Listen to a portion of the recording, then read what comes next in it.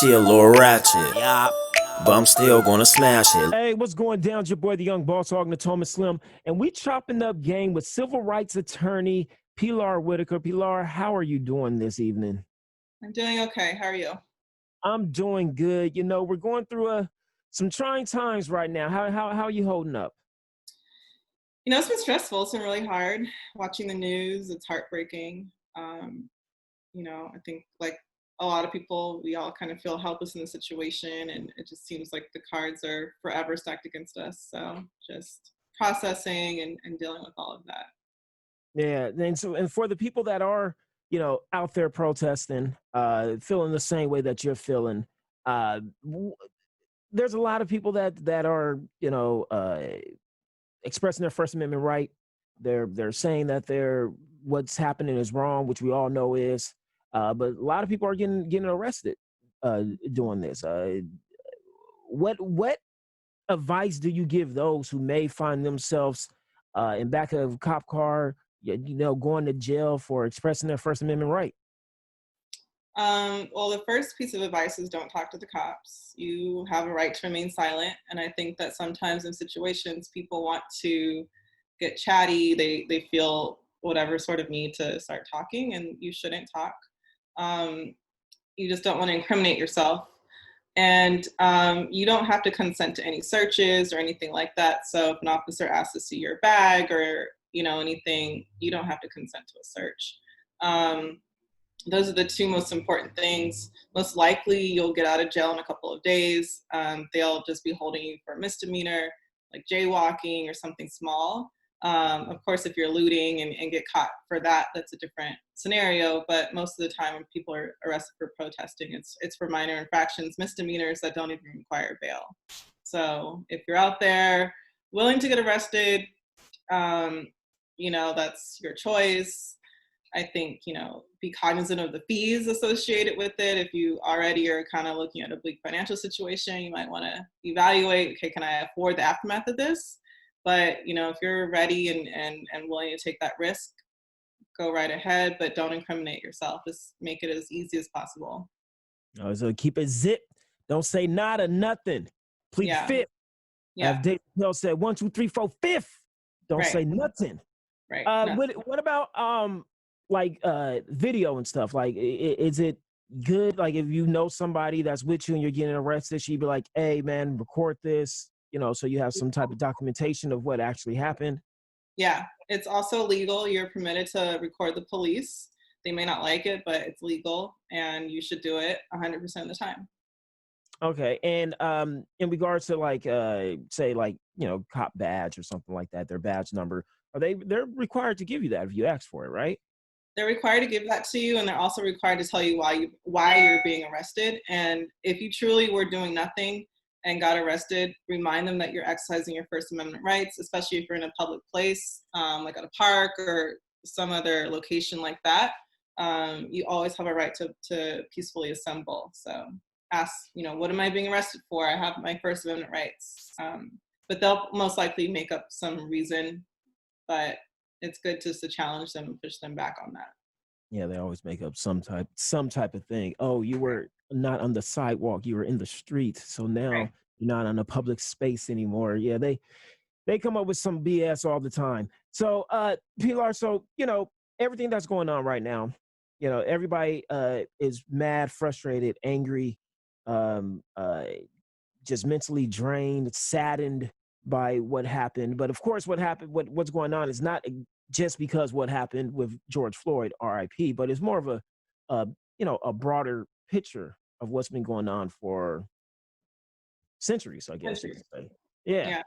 Yeah. So with you being in the civil rights realm, what do you feel should be like the next steps that we take? We're getting the attention right now. The national news is on us. We're getting a whole lot of allies that we thought we wouldn't have. What do you think should be the next step in mobilization? Okay. I think number one, we need to be really looking at our elected officials, applying that pressure. I think that we need to come together in our communities and come up with a list of policy demands You know, seeking the arrest of the other 3 officers and seeking justice in the George Floyd trial is absolutely an appropriate and improper step that we need to take, and I hope we do see that.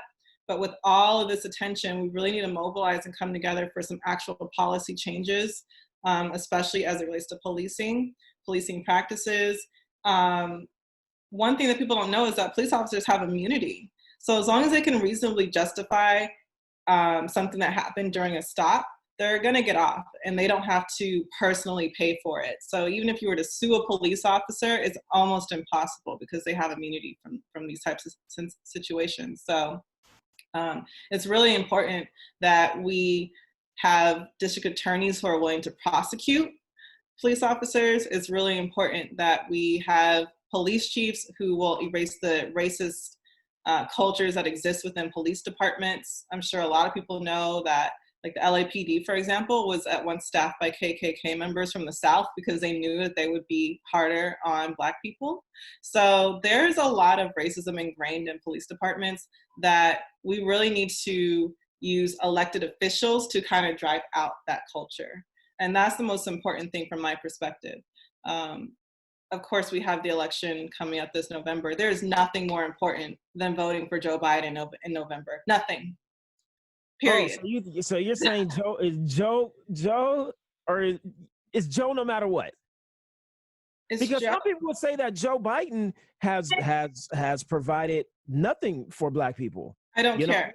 Joe Biden has been actually detrimental to the Black community with the policies that you say that we need to change. He's the one that implemented them. There is no voice greater than the Black voice, period, in this country. The Black voice, the Black vote is nothing more powerful. That's why Trump, of all people, is obsessed with the Black vote, trying to conjure up support from Black people. Once Joe Biden is elected, Black people, Black organizers, Black policymakers need to stay on his neck. When Donald Trump is in office, all he does all day long is takes calls from people who want him to take action that benefits them. Black folks need to do the same thing. We can't just vote and then go back to our lives. We have to vote and continue to make Joe Biden work for us. Now, just to address your earlier point of, he hasn't done anything. There's a difference between a person having done nothing, and I'll just accept the premise that that's true. Let's just say Joe Biden's done nothing for Black people. Even if that's true, that's not the same as having a president that's actively doing harm against Black people. You know what I'm saying? It's like being in a loveless relationship or being in an abusive relationship. It's like one is clearly worse than the other. It may not. Biden was the author of the crime bill, so his hands are just as muddy and dirty as some of these other ones. But then again, Biden was his boss was the first Black president as well. So and this is what. So I'm not that big of a fan of Biden. I'm just not. But what I do say is that having somebody that, I'm not going to call him progressive, but somebody that's leaning progressive or somebody that's not as conservative, there's other things you got to look at. The Supreme Court justice, like somebody may just go anytime. You don't know now who's going to be put inside there. You got federal judges as well. And these federal judges are the ones that are condemning or charging people like you and I. And Trump has put in hundreds of them. And these are super conservative ones, which means that once when you get into that criminal justice system, who are you going against? You're going against somebody that is not for you. So I look at it as like maybe Biden himself is not the best person, but what Biden can do is better than what Trump can do. Who he appoints and who he and the policies that he can put in place. But like you said, the best thing for us to do is put our foot on their necks and let them know this is what we want and this is what we need. Yes. And right now actually is the best time because Black people are mad at Joe Biden because of his well, I guess I ain't Black if I ain't voting for him. Right. They're mad at him for the Charlemagne interview, and Joe Biden is going to really have to, deliver some concrete policy objectives right now. And so I think Joe Biden is open. Okay, like let's hold him accountable for his past decisions. Let's hold him accountable for things that the school busing, blah, blah, blah. That's fine. And I'm not a Joe Biden like fan. I just know that this is where we're at. And I think that Black people need to just get past, like wanting all like the cherry on top, and like we just have to stop the bleeding, And I really like the way that I think of this. It's like, let's say you get into a horrific car accident and you need to stop the bleeding or else you'll die. And then there's another person saying, but she also needs a nose job. It's like, we're not even there. You know what I'm saying? Like, let's just like create a circumstance where we can survive, because Donald Trump is very quickly eroding that. And I'm really glad you pointed out the federal judges. These are lifetime appointments. He's appointing people who are like 37 years old for life to these positions. He's trying to recreate the courts, not only just to insulate himself against the range of legal battles that he's sure to encounter, him and his family, because of all the illegal activity that he does, but to really like solidify and continue to erode civil rights and women's rights. So it's not a joke. It's nothing to play with. I know that we want like this progressive knight in shining armor. I do too, but we're not at that point anymore. We just need to stop the bleeding and put forth policy objectives and goals so that this country doesn't go back any further than it's already had. I agree with you on that, because I know for sure that the Black vote is the most important vote, especially when it comes to the Democratic Party. We're the most loyal. If they don't have our vote, then they don't win. Right.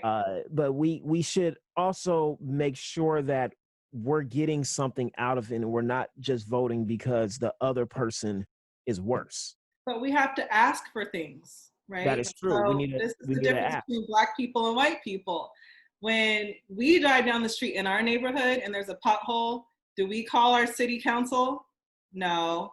White people will be like, I'm calling the mayor.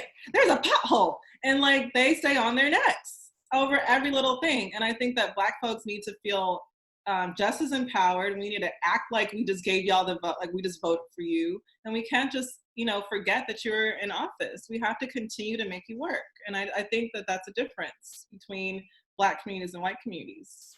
We gotta be forceful in our asks and our wants.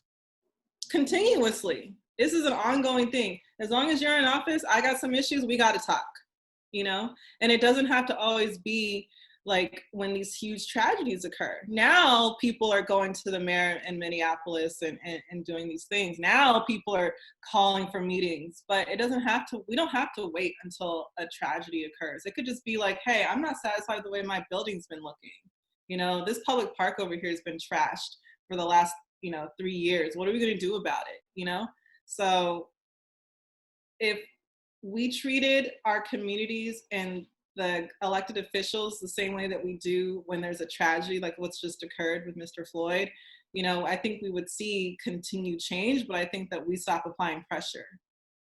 And said that to round back to the Joe Biden thing, when he's in office, we cannot stop applying pressure. I want Joe Biden to wake up with Black folk on his mind, because we call him, we got policy proposals for days, we got, we want to lobby him, we want to go to him, we want to meet with him, we want meetings with his chief of staff.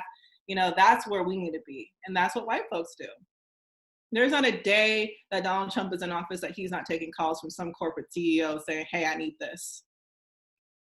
And that we need to be that voice. But then again, corporate CEOs, I mean, how many corporate Black people are actually rocking with Black people like that?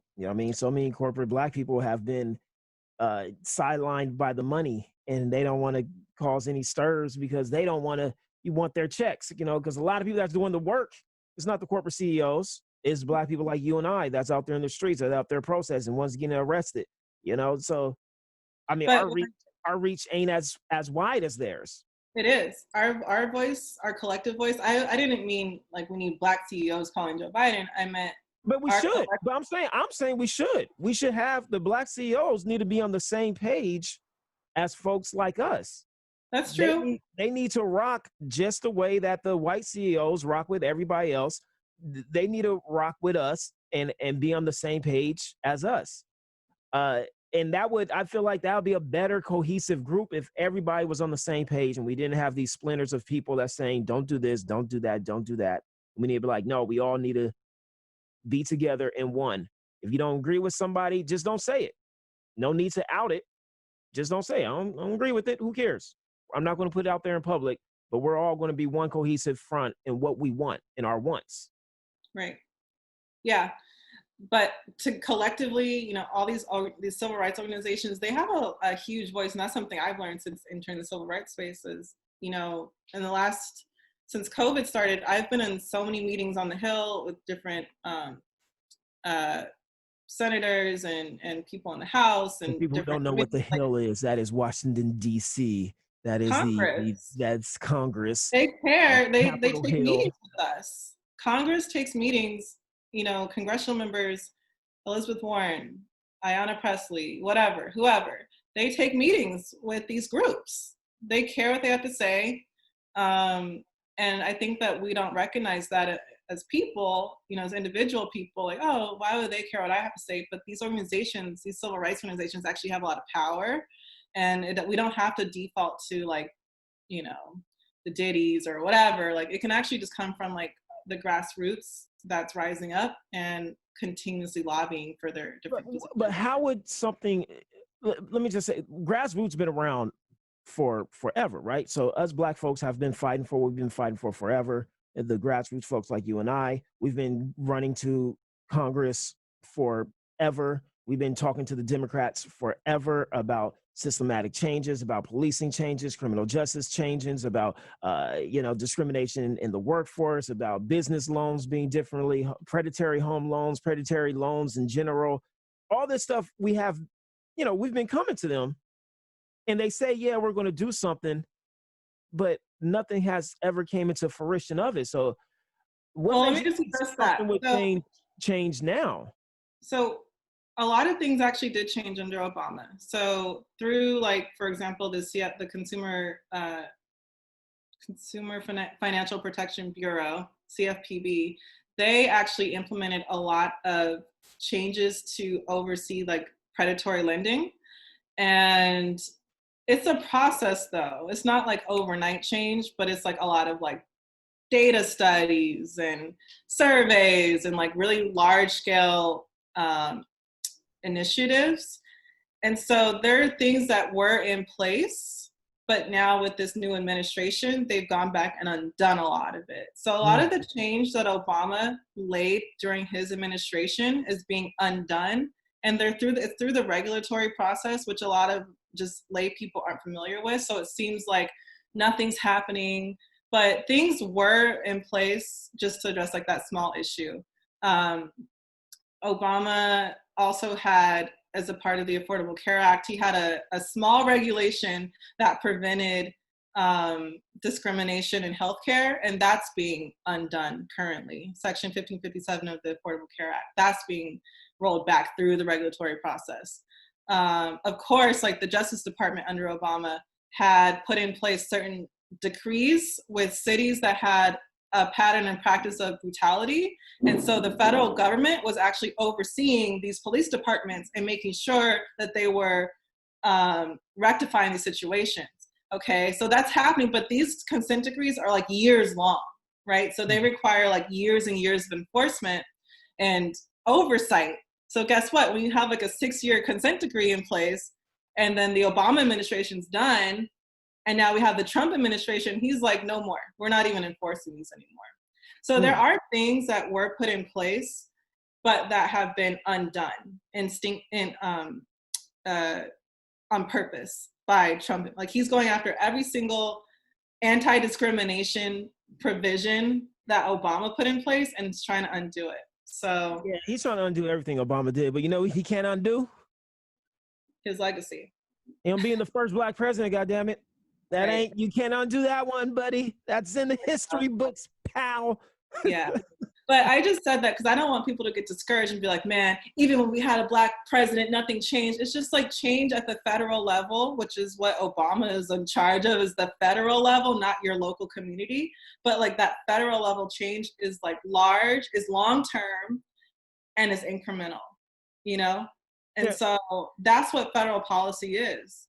But that's why people need to be actively involved with like their local elections. But even then, it may not feel like anything's changed, because let's say you have a district attorney who's more progressive and willing to prosecute police officers. Maybe she's doing it, but maybe no police officers have like killed anyone, but she's prosecuting them for like just usual like excessive force, but you didn't hear about it. So you didn't really know that there was this change going on, but it matters, right? It matters, like the small bits are adding up to bigger local things. I always say local is probably, if not more important as federal, because Right. local is what you're dealing with on an everyday basis. You're dealing with the local police. That's why people are protesting right now. They're protesting locally. They're protesting their police departments, their police chiefs, their mayors, their local governments and local systems that's in place, because there can be federal changes, but if your local police station is still holding on to them, white supremacy policies, Right. you're still feeling that. If that judge in your city Right.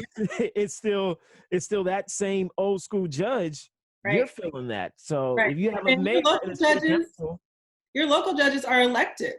So Yeah. pay attention. What is your local judge doing? Are they locking people up for an ounce of marijuana? Are they allowing people to go to jail for like relatively minor crimes? Or are they showing compassion? Are they using diversion programs? So let's say you have a drug problem. Are you going to jail for that? Or are you getting treatment for that? You know, like these things matter. But, you know, Black folk, and I just have to call this out, you know, Black folks, like, we don't exercise our voice in that way, you know? And then we turn around and say, man, no one does anything, it don't matter. It's like, but you didn't even try. Did you organize to vote for your judges this year?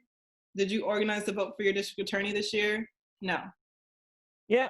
But then, I mean, on the other hand, you could look at it as like, we shouldn't have to do this stuff. The people should treat us the same way that everybody else is treated. We shouldn't have to go far and beyond in order for us to get our policies, or just for us to be treated fairly when everybody else is already treated fairly. I mean, white folks don't have to jump over loops in order to get treated fairly in the criminal justice system. But but white people are voting in people. The white people are voting for the judges, for the district attorneys. You know, so they're ensuring that the system benefits them. Yeah, and voting matters. The reason how I know voting matters is because of the Civil Rights Act. The Civil Rights Act that Martin Luther King was fighting for.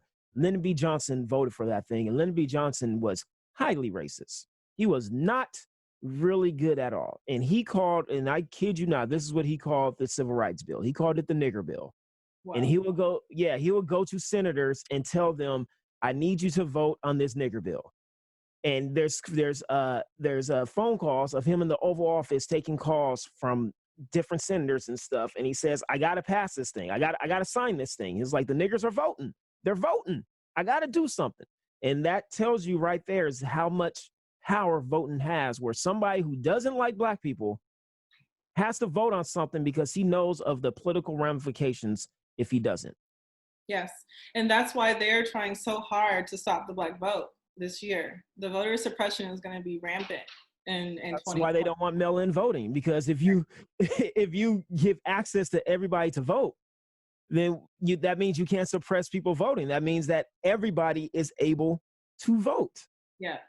Me personally, I'm going to the polls because I don't want no questions about my ballot. But yeah, I want everyone to get a ballot, everyone to vote. But, you know, I'm not an expert on the mail-in voting issue, so I won't talk about it. But, you know, as many people who can vote need to vote. And I just think seeing Trump's reaction to this, instructing the National Guard to go down and shoot citizens this morning, telling the governors that they're weak and for not basically for not calling up the National Guard and militarizing the state's response to the protests, it's unthinkable. Yeah. Especially him hiding in the bunker of the White House. It's all good. As much as you want. Him hiding in the bunker, calling other people weak because they're not using violence against their citizens is crazy. And I mean, I just hope this really underscores the importance of rational leadership, if nothing else. Yeah, it's un-American. If anything's un-American, it's un-American to want to put force on Americans for voicing their opinion, not their opinion, for voicing the mistrust and the misfortune of Black folks in this country and the Yeah. abuse. And you want to abuse them even more because they're saying, stop abusing me. Yeah. And let me, an example of strong leadership is Keisha Lance Bottoms in Atlanta. The other night, 2 officers stopped a car. Inside of that car was a Spelman student and a Morehouse student. And literally, they didn't even pull them over. They just blocked their car so they couldn't drive anymore. Opened up the door, pulled them out of the car, and tased them both. They weren't even protesting. They were just driving. And I think they also pepper sprayed one of them. And these are just students. And the mayor, ensured that they were fired. And imagine a mayor who didn't care, was not even, and truly those officers need to be prosecuted, but we're not even there. But, the immediate firing of bad apples, that's a step, having a mayor and her relationship with the people is such that she will not stand for that is major. And imagine had Minneapolis had leadership like that, to where the officer, I can't remember his name, the officer who killed Mr. Floyd, had he been fired one of the 9 times or whatever it was, he has like a record of this, right? I think it was 16. Okay, 16 times. Like, what if one of those times he had a mayor that was like, no, 0 tolerance, we wouldn't be here today. So it just all connects, and it's all so important that we pay attention to who's. But isn't it weird that we're excited or happy or like, yo, shouts out to you for doing what's right, for firing cops that are bad, and we're like, yeah, that's what I'm talking about, you fired a bad cop. Whereas like, no, it's like we should be at a point where we shouldn't clap our hands for people who don't do well and they get reprimanded for not doing well. Right. But we're still not even there. We're still happy that a cop got fired when they should have been fired. Right. Like, it was like, oh, you did a good job. You fired somebody that shouldn't be on the job. Like, we need to go get past that. But it's baby steps, I guess you could say, 1 step at a time. Not baby steps, but it's a ladder. You know what I mean? 1 step at a time. The higher we go, the higher we go. You can't start from 1 and get to 100. Yeah, I agree. It's not. We shouldn't even have to applaud that. Dave Chappelle, it was circulating on Twitter yesterday, like it's not that old. I think it's from his Netflix special. But he was talking about how we don't accept that from like pilots. Like Delta Airlines wouldn't be like, most of our pilots are really good. Yeah, that was Chris Rock. Yeah, you're right, Chris Rock. Yeah. Most of the pilots are really good, but we have a few bad apples that don't like to land planes. Right. Some of our pilots crash planes into mountains, but most of them don't. So you can't have that. Nobody would be like, yeah, you're right. There's a few bad pilots. Right. I mean, just think of the plane those 2 planes that crashed. I forgot there's like Boeing 757. Right. That grounded the entire industry. The whole entire thing off of 2 planes. Right. Like 2 planes. Out of thousands of planes. That's like 0.0005% of planes that crash. But they were like, yo, this is not safe. Let's ground these, see what's going on, and then we could bring it back. And if we treated the policing like planes and pilots and air traffic controllers and stuff, and when you see one bad thing, you're like, okay, let's step back and see why this is happening, and let's fix it. Right. But we don't. I agree. We don't, because the system that's set up is not meant for that. What it's doing, it's working the way it's supposed to work. Right. But now, since everybody has phones and cameras all over the place, it's putting a spotlight on how messed up it is and how much we've been saying this for so long. And now white people are finally like, oh my God, I can't believe this is actually happening. But the problem is, now we have Donald Trump in office, and he's creating an environment where you get caught on camera and you get to go, so what? I did it. what, bitch? That's literally like Donald Trump has said, I could shoot someone in the middle of Fifth Avenue, and it's true. And you know, like that's the attitude that we're seeing now. They're emboldening people. You know, they're not ashamed. The officer that killed Mr. Floyd wasn't ashamed. He wasn't hiding his face. He was looking right at the camera. He's like, I see you. You see Yeah, me? and it's like the more they said, "Hey, stop! What are you doing?" It's the more that he did it. Right, Like them saying you're doing something wrong was like he didn't want to let up. He's like, "No, I'm the cop. I do what I want to do, and you can't stop me." right, That's why he held him down for 9 minutes. Like there's no reason to hold anybody down for 9 minutes. right, There's no reason. You hold them down, you handcuff them, you put them up, you put them against the car. Now they're inside the car. That's usually how it's supposed to go. right. But he did that for a reason. He wanted to make a point. He wanted people to know that I'm the one in power, and whatever you guys say or do doesn't mean anything. Right. Yeah, Hmm. even on camera. So Yeah. that's why I think it's even more dangerous to have a person like Donald Trump in office and this mentality that he's perpetuating, that you can get away with murder and you're going to be all right.